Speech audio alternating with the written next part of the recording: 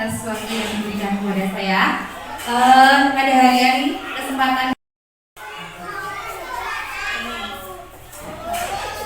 sedikit mengupas tentang beberapa hal tentang penerapan budaya positif di lingkungan sekolah.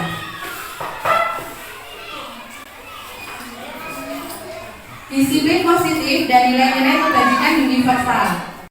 Makna disiplin adalah disiplin di sekolah kita. Pasti semua sudah pernah kita lakukan ya, penerapan disiplin di lingkungan sekolah.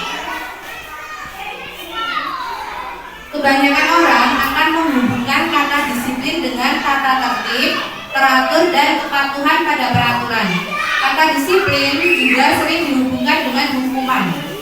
Padahal itu sungguh berbeda. Karena belajar tentang disiplin positif tidak harus dengan memberi hukuman. Kita sering ya ibu-ibu memberikan hukuman. Kita maksudnya agar anak-anak juga, tapi ternyata di sini sesuai dengan kurikulum terbaru ini ada perbedaan.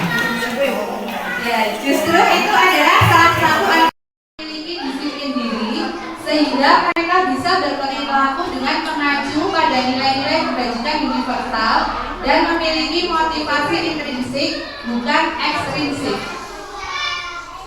Disiplin diri juga mempelajari bagaimana cara kita mengontrol diri dan bagaimana menguasai diri kita untuk memilih tindakan yang mengacu pada nilai-nilai yang kita hargai agar tercapai tujuan mulia yang diinginkan. Dengan nilai-nilai kebajikan yang membentuk profil pelajar Pancasila yaitu ada 6. Yang pertama yaitu pasti sudah kita semua ya. Yang pertama beriman, bertakwa kepada Tuhan Yang Maha Esa dan berakhlak mulia. Yang kedua mandiri. Yang ketiga bernalar kritis. Yang keempat berkebinekaan global. Yang kelima bergotong royong dan yang keenam adalah kreatif. Nilai-nilai kebajikan dalam profil pelajar Pancasila diperlukan untuk membentuk motivasi yang baik dalam dirinya sehingga dapat diterapkan di lingkungannya masing-masing. Menurut Dian Gosen dalam bukunya Restructuring School Discipline menyatakan ada 3 motivasi perilaku manusia. Yang pertama untuk menghindari ketidaknyamanan atau hukuman. Ini adalah tingkat terendah dari motivasi perilaku manusia. Biasanya orang yang motivasi perilakunya untuk menghindari hukuman atau ketidaknyamanan akan bertanya, apa yang akan terjadi apabila saya tidak melakukannya?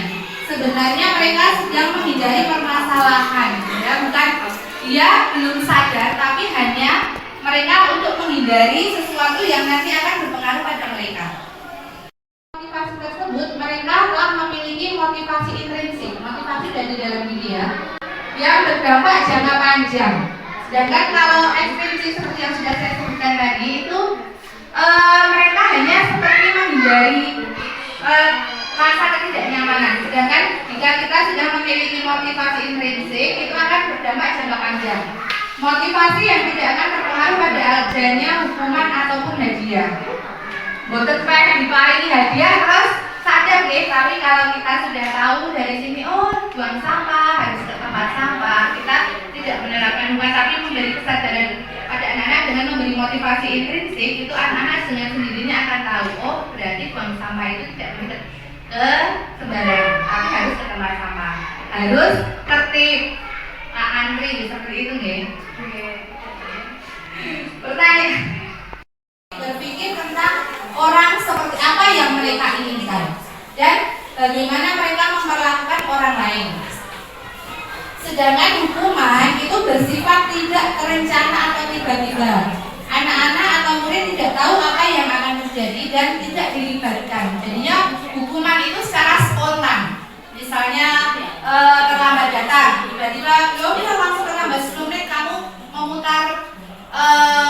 memutari ini dulu lapangan. Itu termasuk hukuman yang tidak terencana. Misalnya dia terlambat tidak sengaja terlambat. Kemudian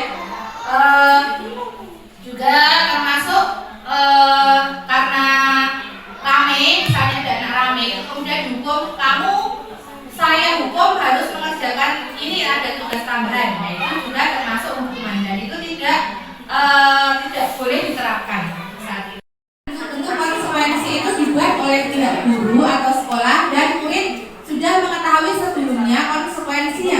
diterima bila ada pelanggaran pada konsekuensi. Murid tetap dibuat tidak nyaman tapi dalam jangka waktu yang pendek. Kalau konsekuensi lebih ringan ya ibaratnya daripada hukuman. Konsekuensi biasanya berdasarkan suatu data yang umumnya dapat diukur. Misalnya, setelah 3 kali tugasnya tidak diselesaikan, batas waktu yang diberikan atau murid melakukan kegiatan di luar kegiatan pembelajaran. Misalnya mengobrol, maka murid tersebut akan kehilangan waktu untuk bermain dan harus menyelesaikan tugas karena ketertinggalannya. Ini bisa dilakukan dengan pertama-tama kita sebelum memulai pembelajaran itu dengan keyakinan kelas. Yaitu kita membuat kesepakatan kelas, bukan keyakinan kelas, kesepakatan kelas dengan anak-anak. Biasanya seperti itu kalau yang konsekuensi. Biasanya sebelum pembelajaran itu kita akan memberi waktu pada anak untuk mengusulkan apa yang hari ini dapat kita sepakati.